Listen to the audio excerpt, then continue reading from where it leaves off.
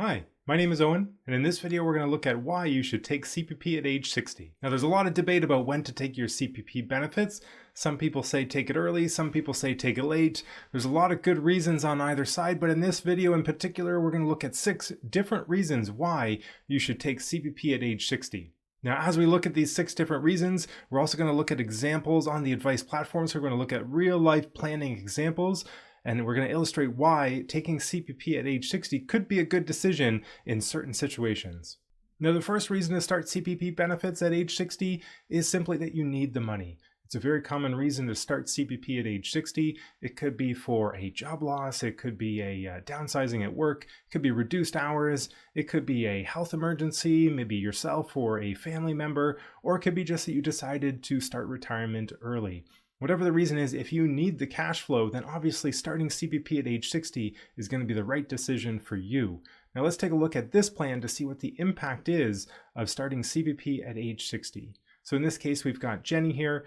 Jenny has reduced hours at work, so is now only earning about $24,000 per year. Jenny's plan was to work until age 65 full time, but due to changes into her employment, that's no longer possible.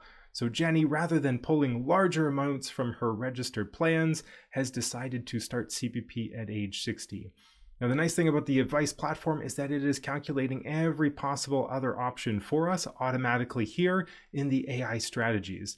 And what it's suggesting is that there is a difference. There's definitely a difference to the overall estate value if Jenny decides to start CPP at age 60, but the difference isn't enormous. So if we look at the different start ages here, we can see that maybe the top is $420,000 estate value, but really the difference is maybe $30,000 or $40,000 overall. So if Jenny starts at age 60, the overall estate value is $390,000. So not an enormous difference, about $30,000. So in Jenny's case, that gives her about $6,000 to $7,000 a year in CPP benefits for 5 years that can reduce the withdrawals on her registered accounts.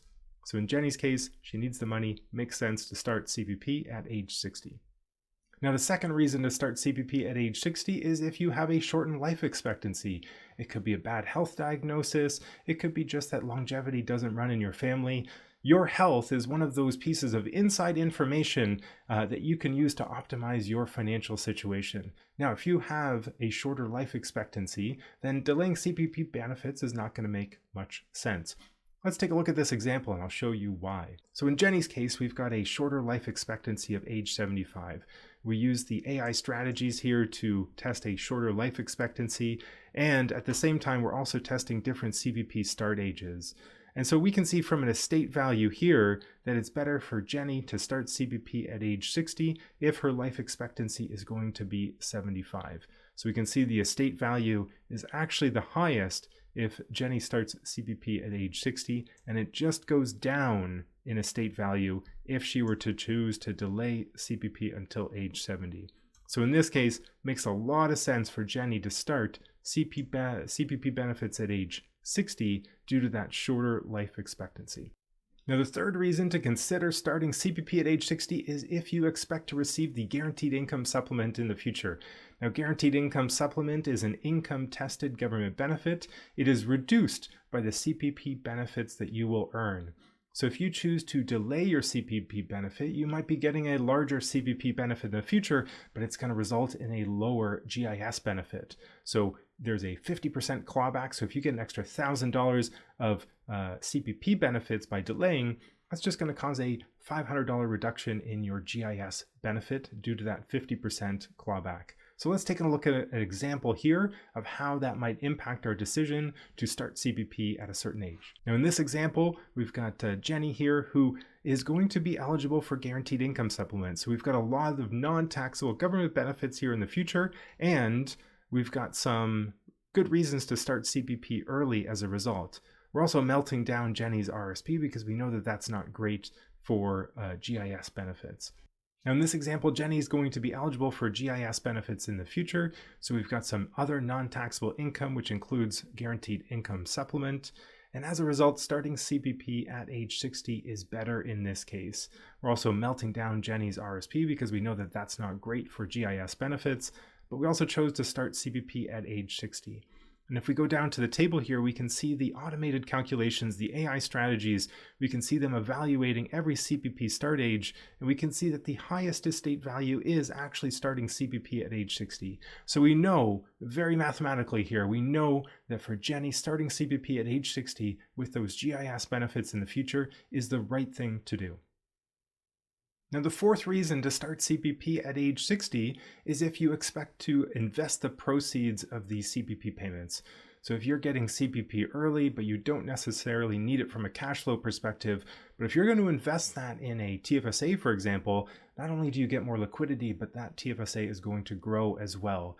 Now, this is particularly impactful if you're a bit more of an aggressive investor. If you're a bit more of a conservative investor, if you get a lower investment return, or if maybe you have investment fees that are, average or above average, 2% or higher, then this may not be the best decision. But if you can have that investment portfolio grow in the TFSA, then starting CPP at age 60 could be a very good reason. Now let's take a look at this example here. So in this example, we've got Jenny again, and Jenny doesn't need that income. Jenny's got her full employment income until age 65, but we want to start CPP anyway because Jenny is going to invest that in a TFSA. Now, Jenny's got a fairly high risk tolerance, is vesting that fairly aggressively in the TFSA. But what we can see is that we're adding a lot of liquidity over the next 5 years. So we've got $112,000 at the end of this year in the TFSA. That's going to grow to $161,000 in today's dollars. If we look at future dollars, it's going to be $175,000. So by taking CPP early, by having Jenny invest that in her TFSA a bit more aggressively, in line with her risk profile, we're really adding a lot of liquidity to the plan for Jenny that then she could use in early retirement. Now, the fifth reason you might consider starting CPP at age 60 is if you will have a lot of retirement income. So if you have a lot of retirement income and you're crossing into old age security clawbacks, that could be another reason to start CPP at age 60. Now, when you have a certain level of retirement income, you might trigger an OAS clawback of 15%. When that is combined with your other taxes, it can lead to marginal effective tax rates of the 40, 45, or even close to 50% range. So if you're in that sort of situation, starting CPP earlier might be an interesting option because you don't have quite as much taxable income once OAS benefits begin. Let's take a look at an example here and see why maybe that might be the right decision. Now, in this case, Jenny has a lot of retirement income. So we've got a pension, which is quite generous. We also have a lot of registered assets. And we can see here that Jenny is not getting the maximum old age security benefit. If we go down here, we can see clawbacks being triggered. So in this case, we would want to maybe start CPP at age 60.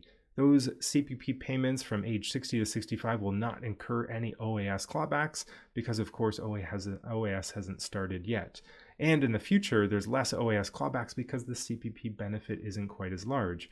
Now, that being said, we can see here in the table that mathematically, still maybe not the best option, but the difference is rather small. On $1 million estate value, we can see that the difference here is maybe $17,000 between starting 60 and 65.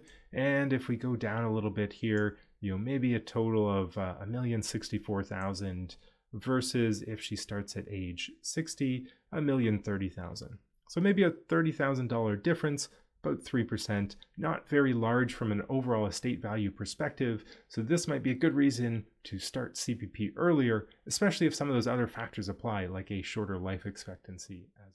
Now, the last reason to maybe start CPP at age 60 is if you experience a stock market downturn. So if you're in early retirement, one of the larger risks within the plan is sequence of returns risks. So sequence of returns risk is just the type of returns that you experience in early retirement. If you have a poor sequence of returns, if you have some bad investment years right at the beginning of retirement, that can be very impactful to how successful your retirement plan is. So let's take a look at an example of why starting CPP at age 60 might make sense if you are in a stock market downturn. Now, in this example, we're looking at the success rate chart.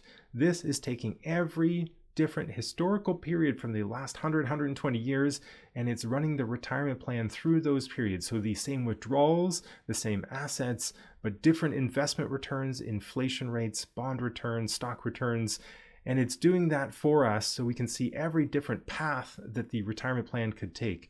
Now, what we're worried about is these lower paths down here. We can see that if we were to start CPP at a certain age, we might run out of money at age 78. So if that were to happen, we might want to start CPP earlier so that we can decrease the withdrawals on the investment portfolio. We might want to start CPP at age 60 if we're in the Great Depression, if we have high inflation of the 1970s.